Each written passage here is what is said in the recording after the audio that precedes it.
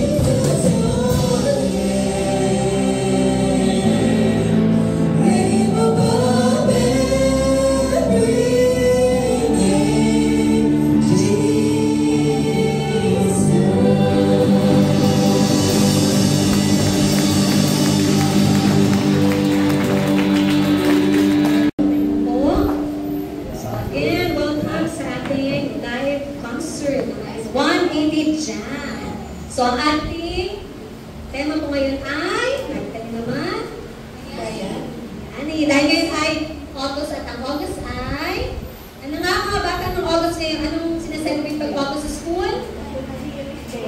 Buwan na? August. Buwan na wika. Kaya ating tema ay, at ngayon ay holiday dahil, ano? Bakit walang pasok ngayon? National Day. So, yun ang ating tema ngayon. So, ngayon ay, tatanong kami ni Ate Irish. So, syempre meron. Meron. So, dapat sumagot kayo sa mga bibo dito. Tingnan natin kung sino nakikinig sa mga teachers sa school. So, tatawag kami. May price eh. Ay, bawal. Ayun. So, tatawag kami siguro mga apat. Ayun. So, syempre, ang tanong natin ay patungkol din sa ating tema na bayani. Okay? So, mag-isip na kayo. Baka matawag kayo. So, ang ating unang tanong ay 5 times 5 divided by joke lang. Iyon. Abang yun. Alright. So, ang tanong ay sino ang paborito nyong bayani? Walang sasagutan bayani at bayani ha. Baka may si Tom. Tom, sino paborito mong bayani? Si Jose Rizal. Wow, bakit si Jose Rizal ang paborito mo? Bakit? Dahil siya ang pambansang bayani. Oh, galing mo yan. Dahil siya ang ating pambansang bayani. O, Ate Alice naman. Sino naman dito ang gustong sumagot? May nagtataas kanina. Sino? Ikaw? Sino? Oh, wait lang. Wait, may prize pala si si Tom. Mamaya. Tapos sinakis may prize. Ay. Meron ba gustong sumagot? Ay, may Sino ang prize. paboritong bayani? Huwag kayo nahihiya. Huwag kayo mahiya. Si Tom. Sige. Anong pangalan? Tom, ito sa'yo. Cheska. Para sa'yo sa Cheska, sino ang iyong paboritong bayan? Wow, siya naman ay si Andres Bonifacio. Bakit naman? Bakit si Andres? Wow, magaling daw siya makipaglaban. Yes, tama dahil dyan. Cheska, let's go. Premyo! Okay, last question na. Sino naman ang matuturing yung bayani ng buhay nyo? Medyo mas malalim. Ay, chance ka ulit? Sino ang bayani ng buhay nyo? Wow, para daw kay Cheska ang kanyang ina. Ay, bakit na bakit? Siya daw ay ilaw ng tahanan. Magandang sagot. Talagang si Cheska mapagmahal sa kanyang mga kaibigan. At dyan, share mo yan sa iyong mga kaibigan. Last na! Sino ba gusto sumagot? Baka dyan sa likod, mga ate. Ano yan? Si Queenie? Sino bayani ng buhay mo? Huwag ka kamaling sumagot. Nandiyan yung nanay mo. Sino? Sige, si ate naka-brown. Si ate? Sino ba? Si ate?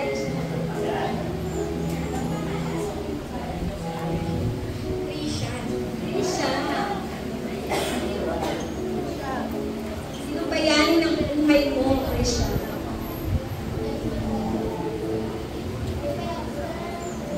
Ano yan, Trisha? Nanayan, Trisha? Si Mark Anthony na lang. Go! Go, Mark Anthony.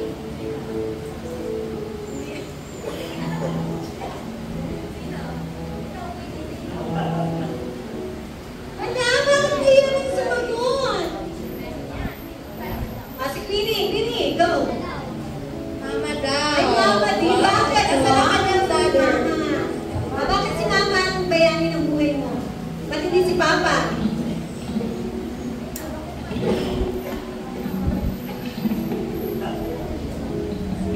Dahil siya daw ang nagpapalaki sa kanya.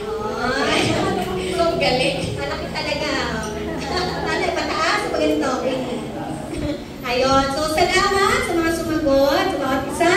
At si Ate Angela naman ay may sasabihin sa atin. Yes, nakita ngayong araw ay araw ng mga bayani.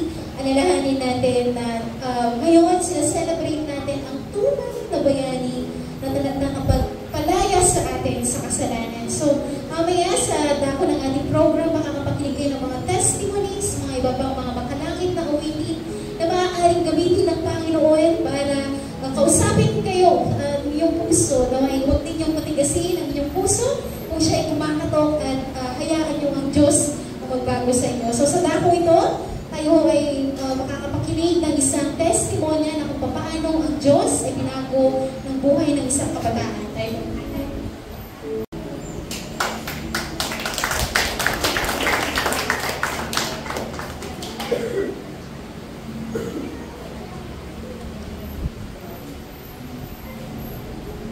Hello. Good evening. Ay, magandang gabi po sa lahat. Nais ko pong ibahagi ang aking kwento. Ako po ay lumaki sa isang maganda, pamilya at may matibay na pananampalataya sa Diyos. Ako po ay nagsimulang mag-church noong 7 taong gulang dahil isinama ako ng tiyo ko sa isang church. Hanggang sa nagtuloy-tuloy ko yung pag-church ko. Ngunit, paglipas ko ng araw, kinakailangan na po namin lumipat sa tahanan sa syudad. Dahil kailangan maghanap buhay ng aking ina doon. Kasabi ng paglipat namin sa syudad, ay hindi na rin po akong dumadalo ng church. Hindi na po ako sumasamba sa Diyos. Ako rin po ay na-influensyahan ng mga kaibigan ko sa syudad at ng mundo. Ako ay naligaw ng landas at gumawa ako ng mga pagkakamali. Sa edad na 14, natuto po akong magbisyo, katulad ng pag-inom, paggamit ng e-cigarettes, pagtakas ng gabi upang tumambay sa tahanan ng aking kaibigan, at pagkakating classes para lamang magsaya sa labas. Ngunit, sa kabila po ng aking mga pagkakamali, hindi ako pinabayaan ng Diyos. Nakita ko ang aking sarili na nawawala na talaga sa tama. Ngunit, may isang bagay na tumawag sa akin upang magbalik loob sa Diyos. Kaya, sa mga kabataan na katulad ko, gumagamit ng e-cigarettes, pagtakas ng oras ng gabi, itigil mo yan. Magbalik ka sa Diyos. Lang po.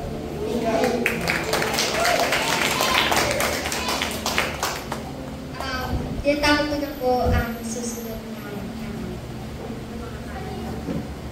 So kami po ay maghahandog din ng isang awitin. Pinamagatan po siyang superhero. At pakinggan niyo po ang mensahe po ng aming awitin. God bless po sa bawat isa.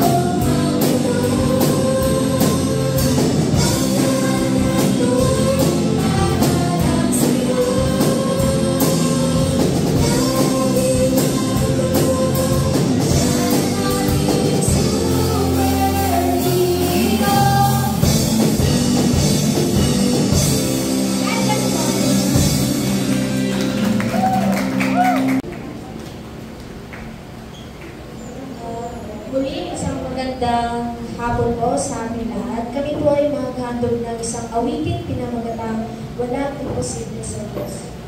Pakinggan niyo po ang mensahe ng aming awitin.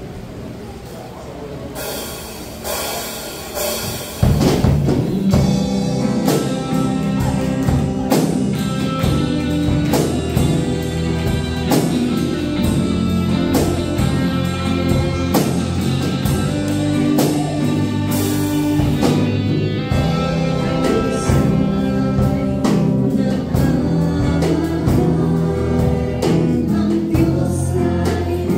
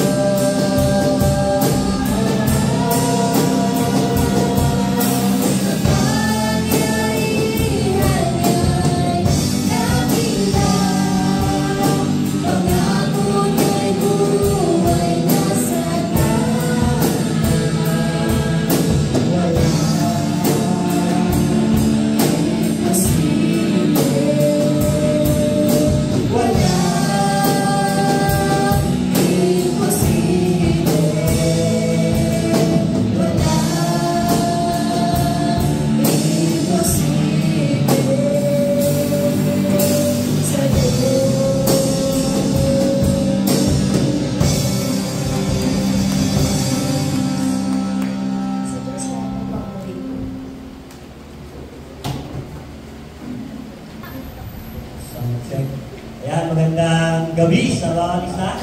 Okay pa ba kayo? Okay pa? Okay, palakpakan mo rin yan para mag-isip na. Ayan. So, habang kayo ay bumabapak ng popcorn, ang tatak po niyan ay Father's House popcorn. Lasa na yan, lasa putik. Lasa na yan, special. Nagluto ay ating mga kasama rin. So, para sa aming next na song, ito ay pamilyar sa atin. Tingin ko ay alam na alam nila yung kantang to.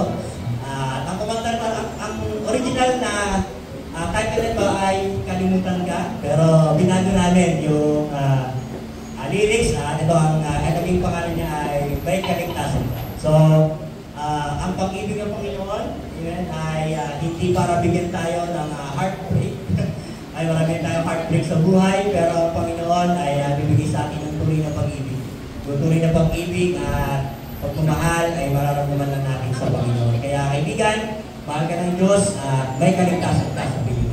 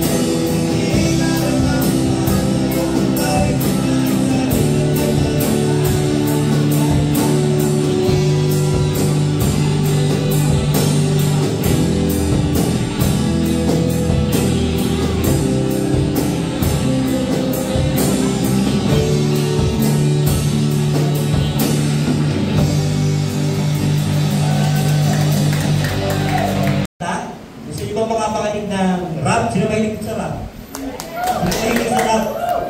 Bago ang rap ay meron muna tayong testimony. So, ito si Brother Daniel, babahagi niya ang kanyang patotoo kung paano siya tinulungan ng ating Panginoon. Palakpakan naman natin po.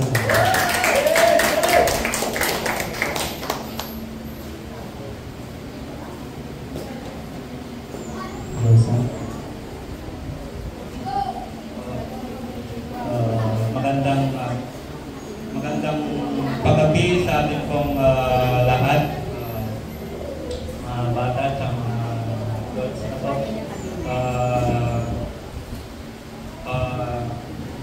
Ako po si Daniel Fireboca. Diyan ako sa Ayusan sa Talusay, Lawasan. Nais ko lang po ibahagi sa inyo kung paano po ako naligtas sa pamamagitan ng ating Panginoong Hesus. Bubay lumaki sa bata pa lamang po ako. Ako'y inaakay na po ay dinadala na po ng mga magulang sa church. Kagaya ng mga bata, ako'y dumadalo na sa church. Pero,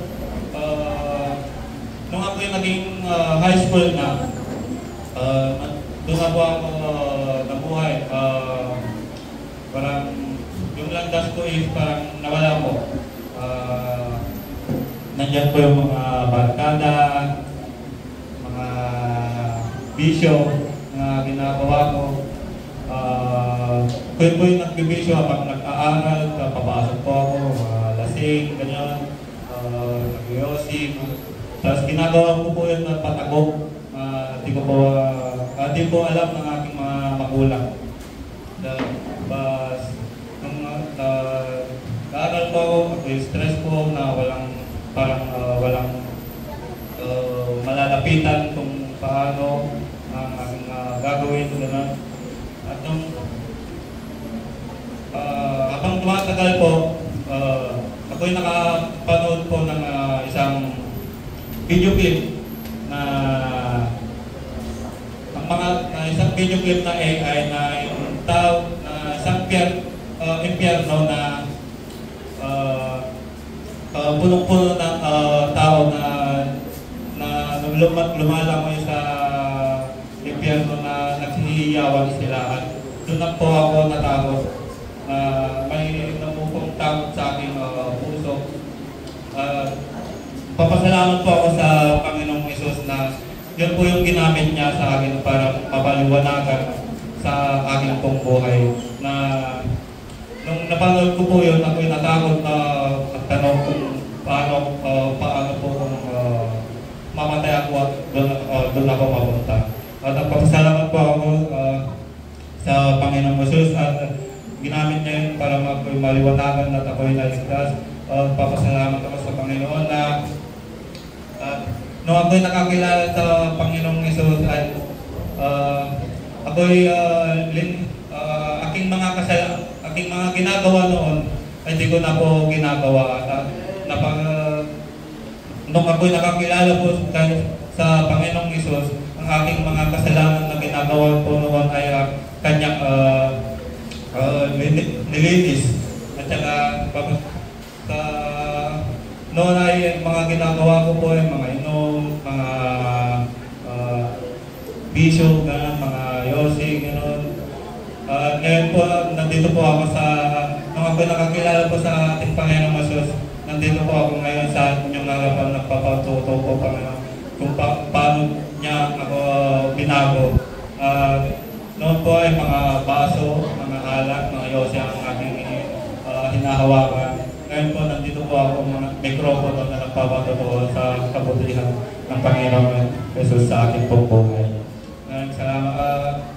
Kung ikaw yung kapatid, kung nais mo kapatid na yung mga kasalanan ay malinis, na yung kung may problema ka na di mo lang kaya nabibigatan ka, bakit di mo subukan ng ating Panginoong Hesus? Ang iyong kasalanan ay anumang kasalanan ng iyong nagawa sa Kanya, lumapit ka lang sa iyo. Naka-open arms lang, naghihintay sa iyo para magpa-surrender. Yun lang po. Yun, tinatawag ko po ang aking mga kasama para sa isang awitin para sa inyo.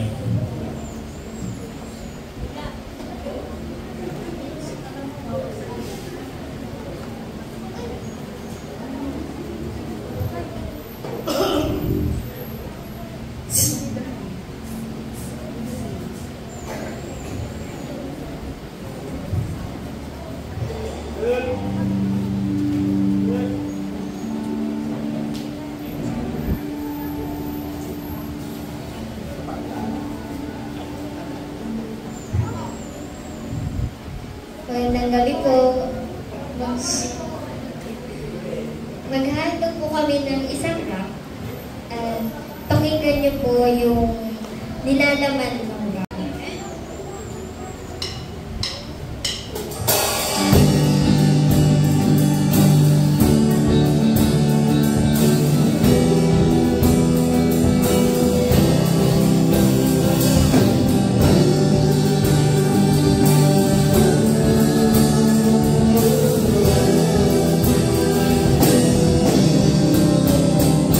Sino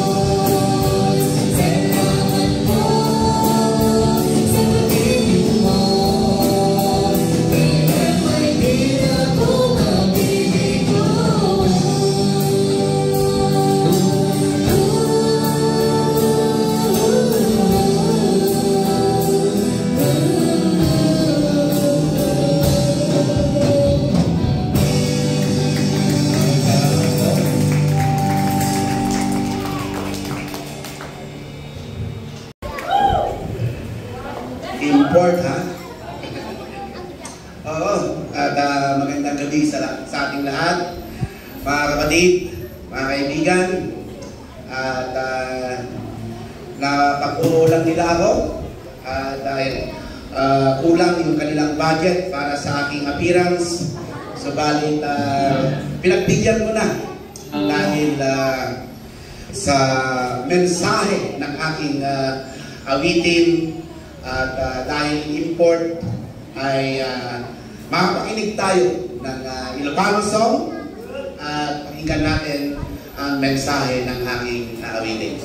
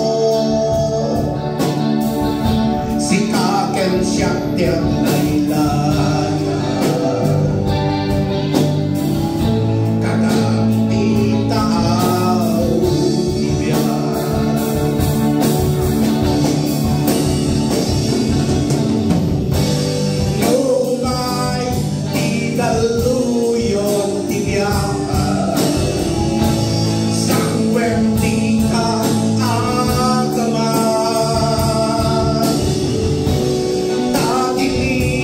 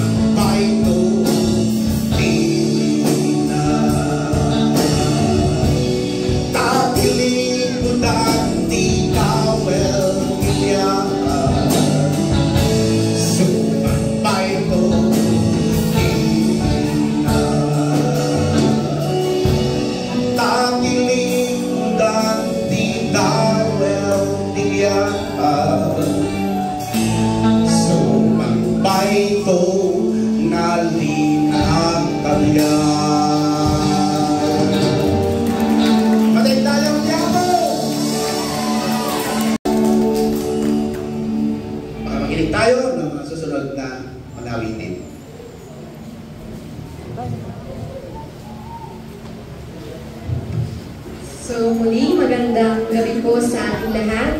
Kami po ay magandang ng isang awitin. Ito po ay pinamagatang tumawag ka. At atin pong pakinggan ang mensahe ng aming pong aawitin. God bless po sa bawat isa.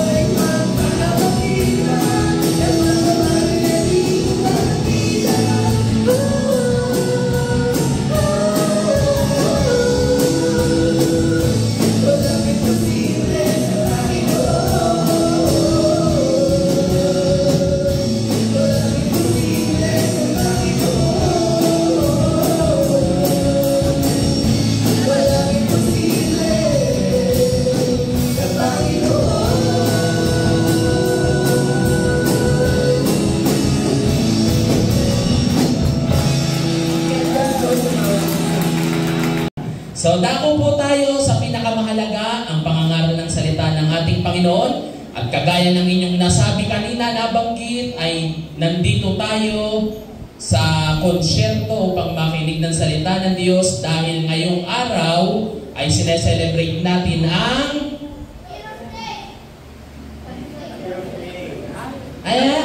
ilang bote ka na? Nagsiselebrate tayo ng National Heroes Day sa Tagalog. Buwan ng wika. Very good! So, araw ng mga bayani. So, medyo ano natin, magtatanong ako, ano yung premyo nila kanina? Chocolate. So, magtatanong ako sa mga medyo adult. Meron ako ditong 100. Bigla kayong ginanahan O meron akong 100, lahat pwede sumagot ha. Kaya lahat pwede sumagot. So, ang tanong, sino nakakilala kay Andres Bonifacio? Nakakakinig ko kanina may paborito eh. Sinong may paborito kay Andres Bonifacio? Anong pangalan mo kapatid? Isigaw mo na lang ng malakas. Anong pangalan mo? Ining ba? Ading pala, Ading. Cheska, napakagandang pangalan. Si Andres Bonifacio ay merong ginawang samahan. Sa mga adult, ano iyon?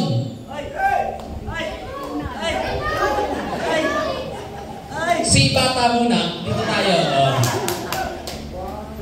Anong pangalan mo, Ading? Ha? Elmo, lapit ka Elmo. Oh, pakilala ka sa kanila.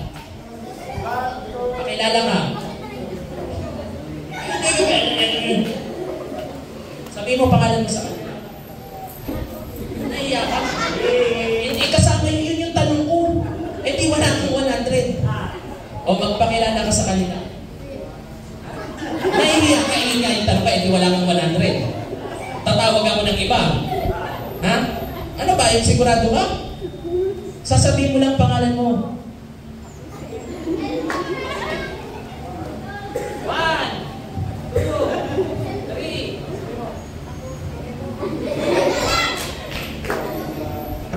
Ayaw! O sige, tawag tayo ng makapalang mukha.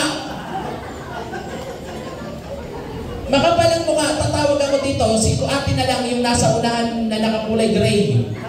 Halika rito, Ading. Sige, bilis. O, palakpakan natin. Ayaw tumayo eh. Ako na lang ang lalapit. Ading, anong iyong pangalan? Jamaica. Galing ka siguro sa Jamaica, no? So, ang aking tanong, ano yung ginawa na samahan ni Andres Bonifacio?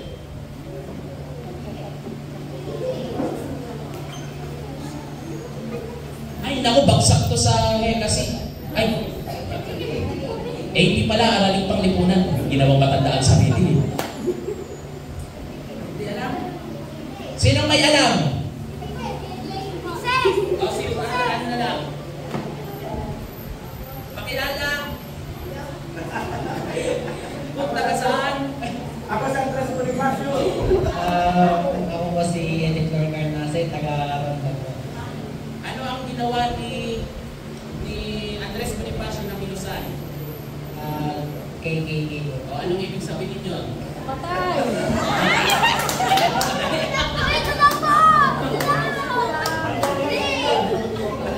Ang dami dito!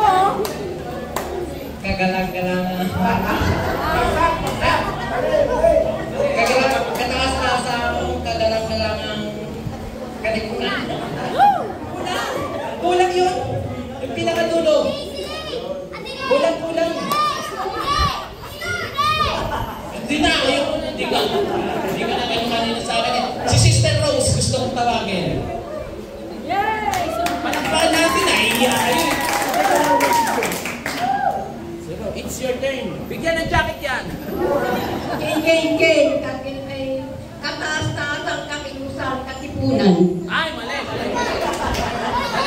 O, sige, pagbigyan natin. Anong pangalan? Taga saan? Kataas-taasan, kagalang-galangan, katipunan ng mga Oh.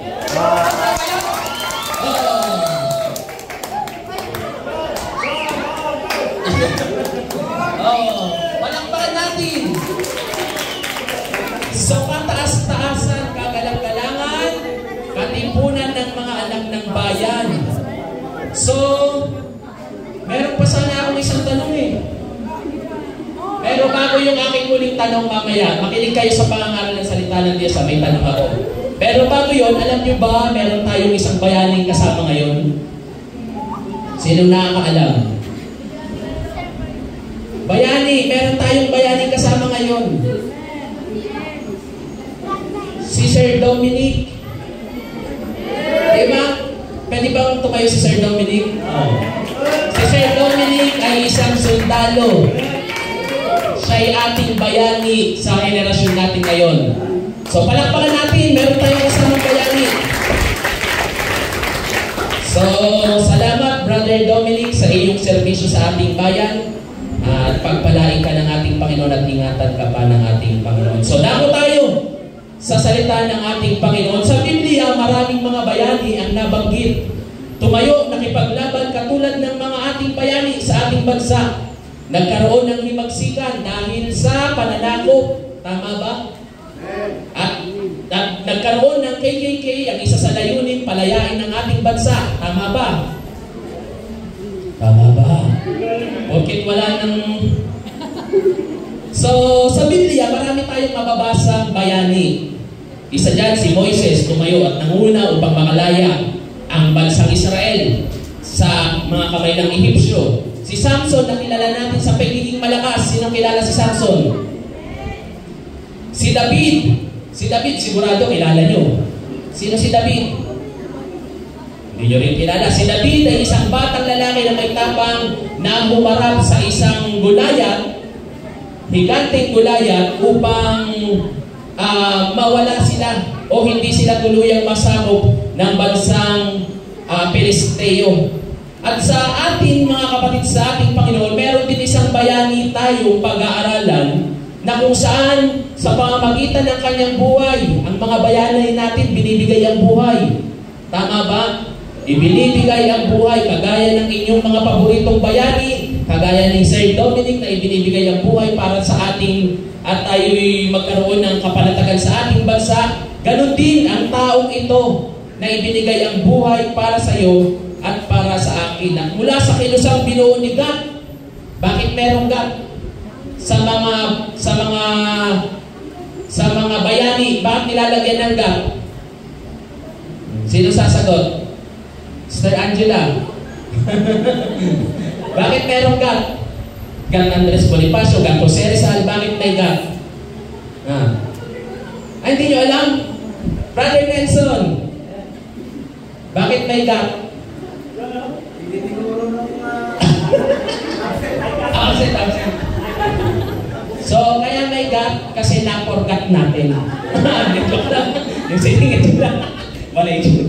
So, kunin natin simula sa ginawa ni Andres Bonifacio na KKK, pag-usapan natin ito sa salita ng ating Panginoon. Kasalanan, kaugnayan at kaligtasan. Kaya una, tignan natin kasamaan at kasalanan. Noong tayo ay sakupin ng Espanya, tama ba? Marami ang nalulungkot, marami ang kasalanan, marami ang kasamaang nangyayari. Hindi lamang sa ilang bahagi ng bansa, kundi buong bansa natin. Tama ba?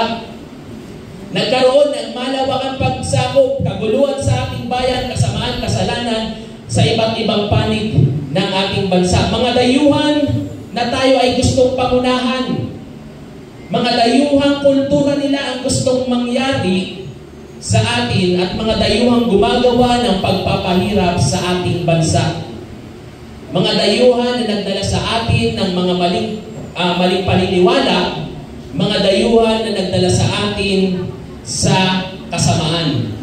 At sa Biblia, may kasamaan at kasalanan din na nangyari sa tao. Hanggang sa ngayon, dala ng bawat isa sa atin. Naniniwala ka, may kasalanan ka? Tama ba? At ako rin. Pareho tayo nagkasala. Simula sa ating unang tao, unang ninuno na si Adan at si Eva, sa kanilang pagsaway sa utos ng Diyos, huwag kainin ang bunga ng punong kahoy pagkaalam ng mabuti at masama. Hindi po yun apula, yung kinain nila Eva at Adan. Kaya nagkaroon ng Eva at Adan, Eva at Adan. So, hanggang sa ngayon, ang kasalanan ay dala ng tao. Hanggang sa ating panahon, sa Roma chapter 3 verse 10 hanggang 3:23, mababasa natin doon, sabi doon sa 3:10, gaya ng nasusulat, walang matuwid, wala kahit isa, sapagkat ang lahat nga ay hindi nakabot sa kaluwalhatian ng Diyos. Ibig sabihin, sa dalawang talatang yun, nagpapatunay na bawat isa sa atin dito, nagkaroon ng kasalanan. nabuhay sa kasamaan. Ngunit ang bunga nito, mga kaibigan, sa ating Panginoon, ang kasalanan, malinaw na ikaw at ako ay sinakop. Kagaya ng mga dayuhan na sumakop sa ating bansa. Kagaya ng pagsakop nila sa atin, nagkaroon tayo ng kasamaan, nagkaroon ng kaguluhan, at ganoon din yung kasalanan sa ating buhay. Nagkaroon tayo ng kasamaan, nagkaroon tayo ng mga kaguluhan sa ating buhay. At ang bunga nito, minsan kaguluhan, minsan kamatayan, minsan pagkasira. Ganito ang kasalanan. Ganito ang kasamaan. Makinig kayong dalawa. Okay ba? No? So ganito ang kasamaan, ganito ang kasalanan. So personal na pato to, ibabahagi ko kaibigan kung paano ako nakakilala sa Diyos. Sa 3 punto. Ang aking buhay, ako isang kabataan ng good noon na kagaya ng mga kabataan na lumaki sa church. Ako'y Sunday schooler. Ngunit ang aking buhay, naghanap ako kung paano maging masaya. Sa simpleng bata na edad ay 7 years old, gusto ko maging masaya sa aking buhay. Kaya simula ng aking bata ay sumama ako sa aking magulang. Una, dinadala kami sa gawain ng ating Panginoon hanggang sa ako'y magkaroon na ng edad, magkaroon ng isip. Ang aking buhay ay nasumpungan ko na hinahanap ko na pala yung kagalakan, kasiyahan na hinahanap ko, pansamantalang kasiyahan. Natuto akong magnakaw. Sinong mga bata ritong magnanakaw? Grabe pa naman, hindi mo naman salita akong magnanakaw. Sino dito yung mga batang nangungupit? Ganun ako dati. Ano, manggam? At happy tayo kapag nakakuha ka. Tinuruan lang. So, ganito ang aking buhay. Ako'y magnanakaw at ang number 1 kong ninanakawan ay aking nanay at ang aking tatay. Ang aking tatay ay isa ring sundalo. At meron siyang may baril, yung lagayan niya ng baril, walang laman, kung tinatago ng nanay yung pera nila. Ginagawa ko kapag wala sila, kinukuha ko yung pera. So nakikita ko mga kaibigan, gagamitin ko tong pera, kakausapin ko yung aking mga kaibigan, ang aking mga tropa. Halika, laro tayo, Counter-Strike, delivery ko kayo, ilang kayo. Kami magbubukas ng computer shop, kami magsasara ng computer shop. Simula 6 ng umaga hanggang 7 ng gabi, nakaupo kami sa computer shop, magpapadeliver na lang kami ng Jollibee. Diba? Ang sarap, no? Diba? Nakaupo ka lang sa computer shop at naglalaro. Dumating pa sa punto ng aking buhay ay nung ako'y high school na, puro kalokohan na, mahilig na sa trouble, lagi nang nag-guidance, pero kahit minsan hindi ko napadala ang aking nanay, ang aking magulang sa guidance. Ang ginagawa ko, nag-aarkila ako ng mga tropa kong tricycle driver, sila yung ginagawa kong tatay. Sila yung papapuntahin ko doon sa harapan ng guidance. Ang babayaran kita, huwag ka magana na, 50 pesos. Medyo malaki na yung pang-boundary na yung 50 pesos dati. Ganun po ang aking buhay. At sa madaling salita, hanggang ako'y nagkaedad na talaga, na wala na sa pagiging teenager, naranasan ko naman manligaw ng may asawa. Ouch. Huwag niyong gagayahin yun, masama pala yun.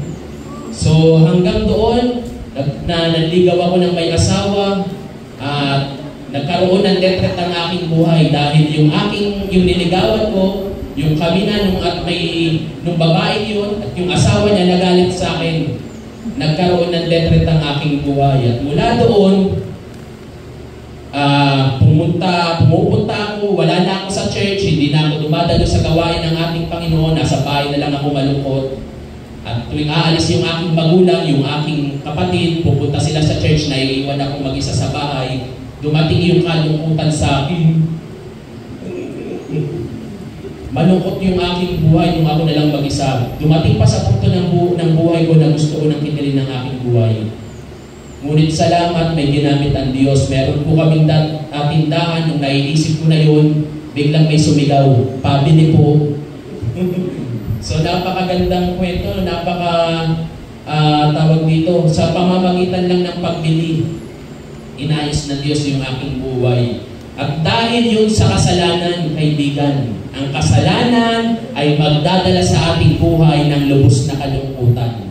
Kaya yung mga kabataan dito, etong mga bata, mga ading-ading natin, tapos yung medyo may mga edad na, ay maganda magpatuloy kayo sa paglilingkod sa Diyos. Yung nakikita nyo sa inyong mga kaibigan na ginagawa nila, huwag niyong tularan, huwag niyong gayahin. Parang ako po yun sinasabi nyo So pangalawa, tingnan natin, yung kasalanan, sumisira ng buhay. At sa aking buhay, ang sinira ng kasalanan, yung aking kaugnayan sa aking mga magulang. At nakakatakot yung ugnayan ko sa Diyos. Yung relasyon ko sa Diyos, ito yung nasira. Sa Isaiah chapter 59 verse 2, ang masama ninyong gawa ang dahilan ng pagkawalay ninyo sa Diyos. Nagkasala kayo, kaya hindi nyo siya makita at hindi niya kayo marinig. Ang sabi rito sa ating talata, ang kasalanan ng tao ay lumikha ng isang hadlang sa gitna natin, sa gitna ng tao at Diyos. Yung relasyon natin nawala dahil sa kasalanan. At sa Jeremiah chapter 5 verse 25, at sa halip nagiging hadlang ang iyong mga kasalanan upang makamit ang mabubuting bagay. Kaya pala sa tingin natin bilang tao, ginagawa natin yung pinakamainam na gusto nating hantungin. Gumagawa tayo ng mga sariling paraan ng ating pamumuhay, ngunit yung pinakamainam hindi natin makuha dahil pala sa kasalanan. Maging sa Awit chapter 66 verse 18, kung sa kasalanan ako'y magpapatuloy, di sana ako dininig ng ating Panginoon. Ibig sabihin, yung kasalanan pala, pag bilang tao tayo namuhay sa ating mga kasalanan, napakalaki ng tendency na ang Diyos hindi natin maririnig sa ating buhay. Alam niyo po, sa Bible, merong pagkakataon naging matahimik ang Diyos sa loob ng 400 taon. Alam niyo po, sinong nakakita na ng Bible? Sa pagitan ng Bible, merong isang page sa Old and New Testament. Meron doon blankong page. At sinasabi ng mga Bible scholar, yung isang page na yun yung dark times ng panahon nila. Walang propetang bumangon, walang haring bumangon, walang judges, walang mga hukom na bumangon. Doon sa isang page na yun. 400 years naging tahimik ang Diyos. Bakit? Dahil sa kasalanan. Gusto mo ba maging tahimik ang Diyos sa iyong buhay? Sinong gustong maging tumahimik ang Diyos sa kanyang buhay? So, ang sabi rito, sa Awit 66 verse 18, kung sa kasalanan ako'y magpapatuloy, di sana ako na dininig ng ating Panginoon. Karugtong ng aking patotoo, nang dahil sa kasalanan at masamang bagay na aking ginagawa, nalayo ang aking relasyon sa aking mga magulang, sa aking mga kapatid. Di na ako dumadalo sa gawain ng ating Panginoon, maging sa lingkod ng Diyos, malayo ang aking relasyon. Salamat, merong isang bayani. Merong isang bayani na minsan na hindi natin naaalala. May isang bayani na akala natin walang kayang gawin sa ating buhay. Merong isang bayani na kayang magbigay ng kapayapaan at kaligtasan. Merong bayani na ang pangalan ay Jesus. Sinong nakakakilala kay Jesus? Sinong nakakakilala kay Jesus? O yung mga nasa kaliwa, hindi daw kilala si Jesus. Sinong nakakakilala kay Jesus?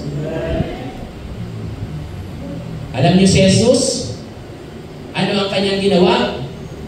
Siya lamang yung tanging bayani na makikita natin na handang ibigay ang buhay sa iyo kahit walang kapalit na ibigay mo sa Kanya.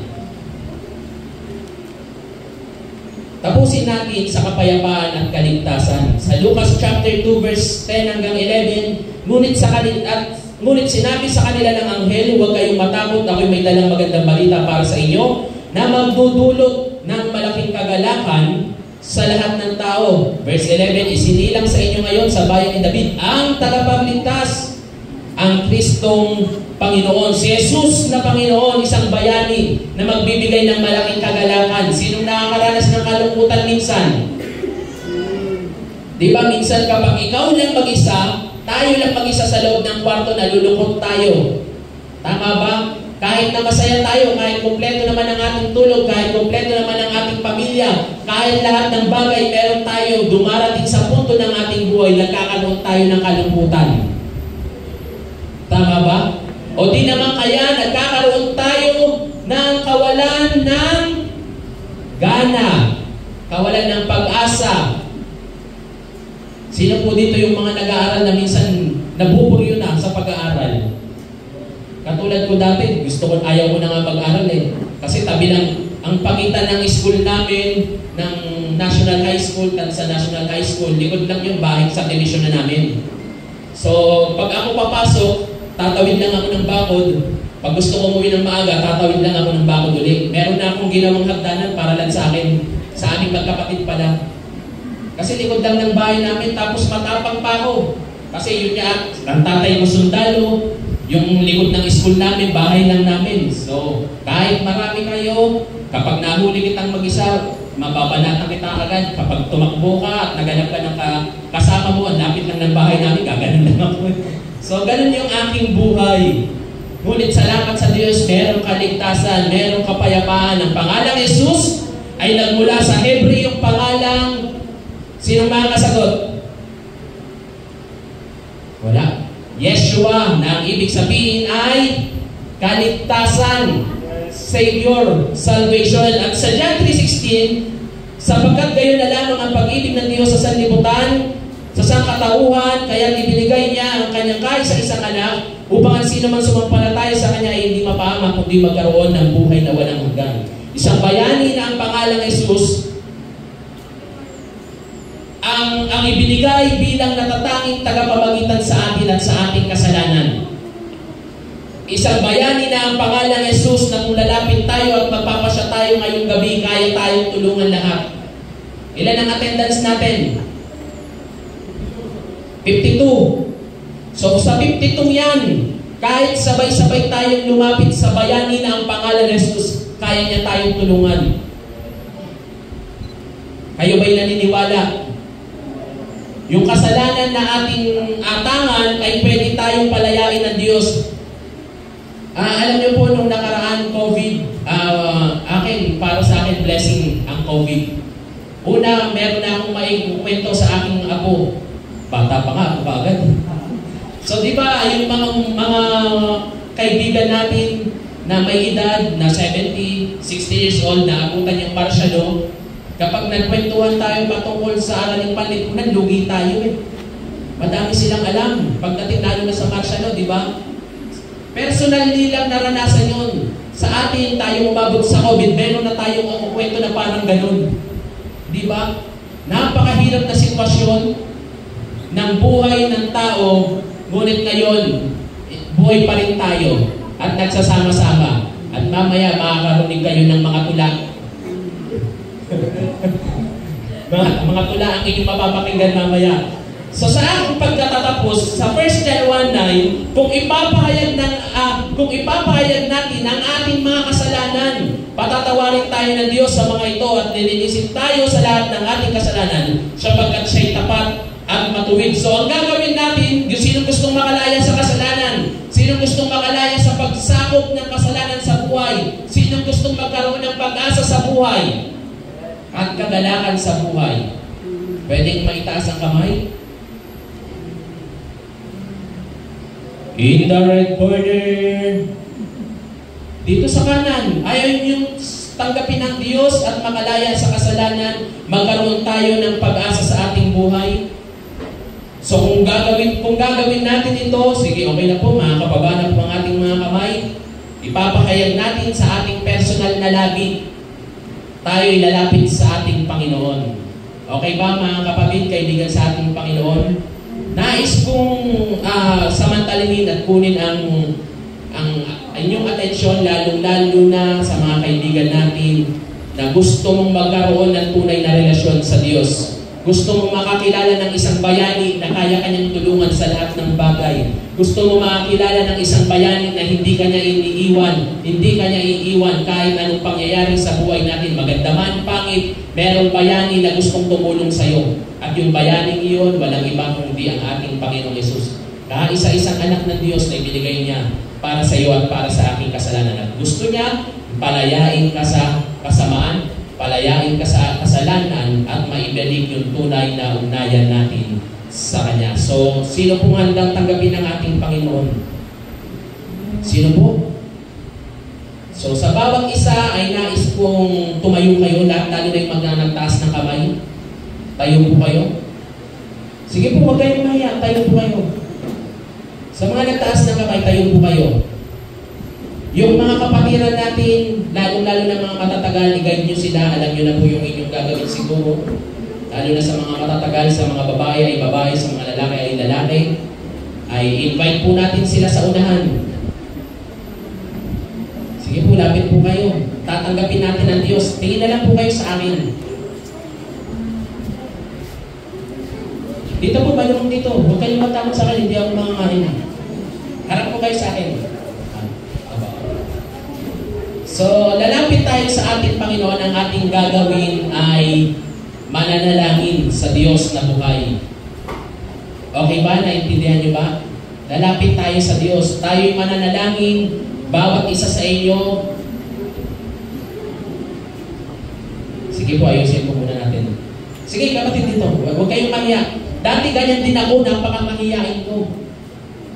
Kapag nung pagkakataon na lumapit rin ako sa ganito, parang ilang beses nanawagan yung mga ngaral. Gusto mong tumanggap sa ating Panginoon, gusto mo nang kung ano-ano na yung sinabi, pero nakaupo pa rin ako. Bakit? Kasi nahihiya ako eh.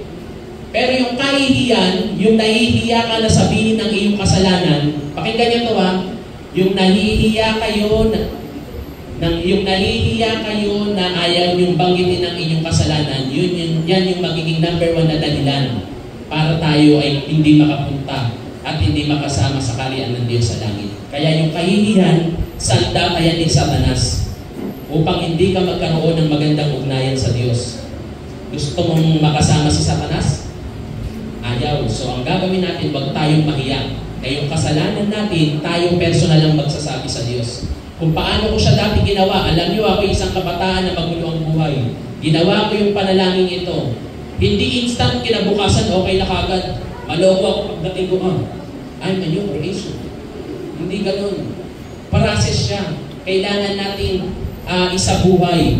So, ito lang yung unang gagawin natin upang patawarin tayo ng Diyos sa ating buhay. Kaya tayo mananalangin.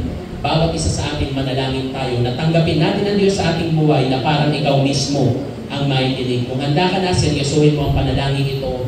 Ikaw at ang Diyos lamang ang mag-uusap. Ganito ang panalangin, sabay-sabay tayo. Panginoon Diyos, marami pong salamat sa iyong biyaya sa aking buhay. Ang iyong mga salita ay aking napakinggan sa gabing ito at aking naunawaan na ako pala ay makasalanan. Ngunit naunawaan ko rin mula sa iyong mabuting balita na meron akong pag-asa. Pag-asa na hindi kayang ibigay ng ibang bayani, kundi pag-asa, kagalakan, kaligtasan na kaya mong ibigay sa akin. Sa oras na ito, Panginoong Diyos, sa pamamagitan ng iyong buktong na anak na si Jesus, ako po ay sumasampalataya, tinatanggap ka sa aking buhay bilang aking Panginoon Diyos, bilang aking tagapagligtas ng buhay kong hirap sa iyo. Sulat mo rin ang aking pangalan sa aklat ng buhay upang sa muli mong pagbabalik ay makasigurado ako na makakasama ako sa iyong kaharian. Salamat, Panginoon, sa kapatawaran ng aking kasalanan sa buhay na walang hanggan. Ito ang aking panalangin sa pangalan ni Jesus. Amen. So, tandaan nyo, bakit kailangan nating manalangin? Dahil ang panalangin, ito'y number 1 na way of communication natin sa Diyos. Bakit kayo nag-uusap ng inyong mga magulang? Di ba meron kayong magandang relasyon? So yung panalangin sa ating Panginoon, magdudulot yan ng magandang relasyon at biyaya sa ating Panginoon dahil tinanggap nyo siya. Ang sabi sa John 1:12, binigyan niya tayo, pinagkalooban niya tayo na maging anak ng Diyos. Hindi tayo anak ng Diyos. Sabi sa Genesis chapter 1, nilikha lang tayo ng Diyos. Ikaw at ako, ginawa lang ng Panginoon, hindi niya tayo anak. Dahil sa kasalanan, nasira yung ating relasyon sa Kanya, sa ating ginawang pananalangin, tinanggap mo ang Diyos sa iyong buhay, inayos ng Diyos ang relasyon, malaya kang makatawag sa Kanya, ginawa Kanyang anak ng Diyos. So palakpakan natin ang ating Panginoon.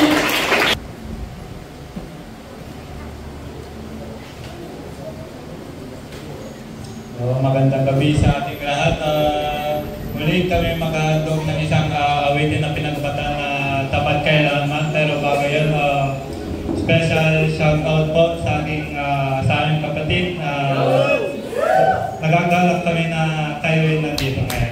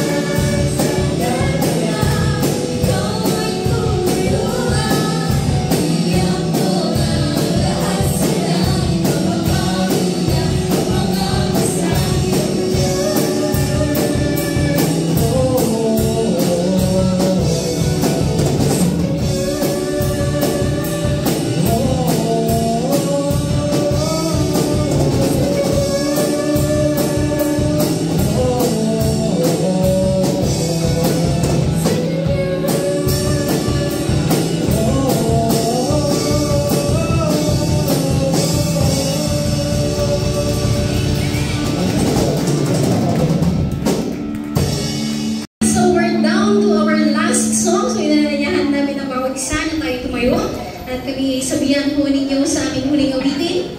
Kung gusto nyo uminda, pwede kayo uminda. Kung gusto nyo pumunta dito sa harapan, pwede rin po. Do whatever you like. So, let's go.